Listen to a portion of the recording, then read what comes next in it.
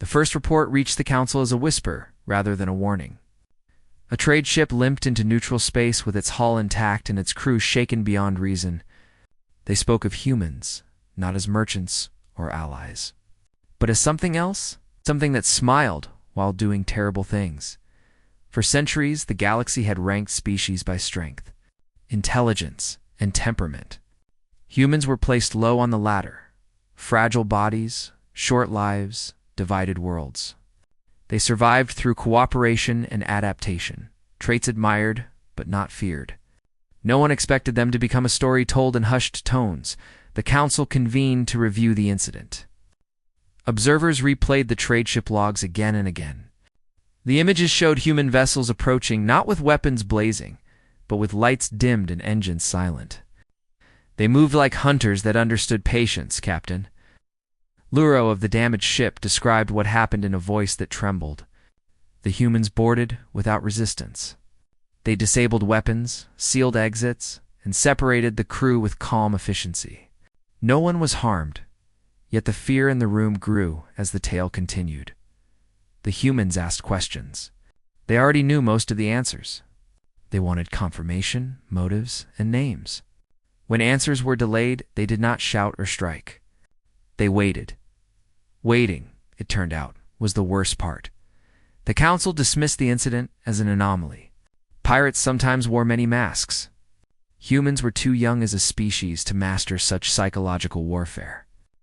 That decision would later be remembered as the first mistake. Years passed, and the whispers became patterns. Outposts went dark. Armadas vanished without debris fields. Enemy commanders were found alive in escape pods, sane but broken, able to speak of what they had seen. Every report shared a detail that chilled even the oldest species. The humans always left survivors. Admiral Corrin of the Council Defense Fleet was assigned to investigate directly. He requested a meeting with human leadership, expecting bluster or denial. Instead, he was greeted with open channels and a polite invitation. The human representative was named Elias. He appeared unremarkable. With tired eyes and a calm posture, he listened more than he spoke. Corrin accused the humans of terror tactics and destabilization. Elias nodded as if hearing a weather report. When Corrin demanded an explanation, Elias finally spoke. Humans, he said, learned early that survival was not about strength alone. On their homeworld, they faced predators stronger than them, disasters larger than them, and rivals just as clever. They survived by understanding fear, both their own and that of others. Fear was a tool. Like fire, it could warm or destroy. Corrin threatened sanctions and war. Elias did not react. He simply asked if Corrin had studied human history. The answer was no.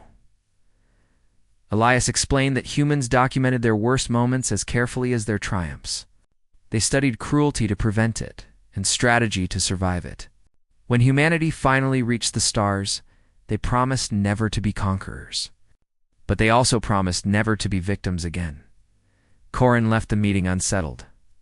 Soon after, Council received intelligence of a hostile coalition forming on the edge of known space.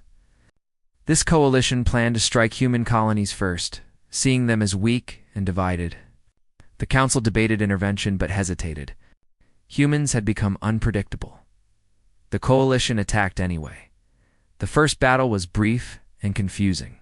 Human ships retreated in disarray, leaving behind supplies and data cores. The coalition celebrated and advanced deeper into human territory. Then the traps closed.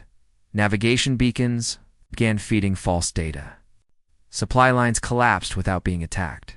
Communication channels filled with human voices calmly explaining mistakes. The coalition had not yet realized they made. Human fleets appeared where they should not exist.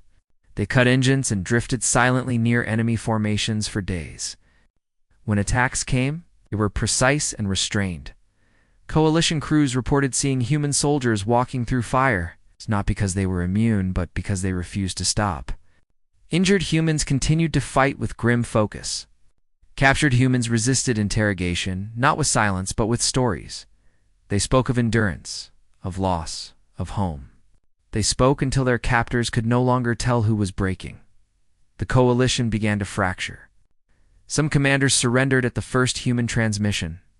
Others fought harder, only to be isolated and dismantled piece by piece.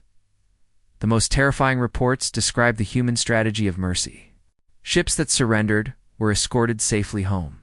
Wounded enemies were treated by human medics. Captured officers were returned with detailed analyses of their own failures. The message was clear.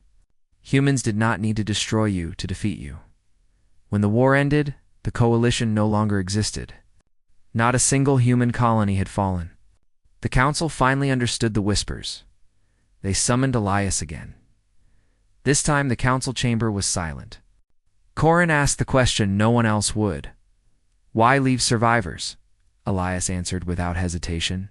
Because memory was the sharpest weapon humans possessed. A destroyed enemy became a myth. A living enemy became a warning. He explained that humans did not enjoy war. They feared it, respected it, and prepared for it. Their horrors were not born of malice, but of restraint pushed to its limit. Humans could imagine suffering because they had lived it. They could plan terror because they understood hope. And when forced to fight, they chose methods that would end wars faster. Even if they haunted those who witnessed them, the council recorded the session and reclassified humanity. Not as a minor species. Not as a major power, but as a cautionary one. Across the galaxy, new academies added human case studies to their curricula. Children of many worlds learned a simple lesson. Never corner humans. Because when humans were afraid, they ran. When they were angry, they fought. But when they were calm, when their voices were steady and their offers polite, that was when the real horror began. Far from the council, on a quiet human world, Elias watched the stars. He did not feel pride. He felt relief. Humanity had shown the galaxy its monsters, and in doing so, hoped never to use them again.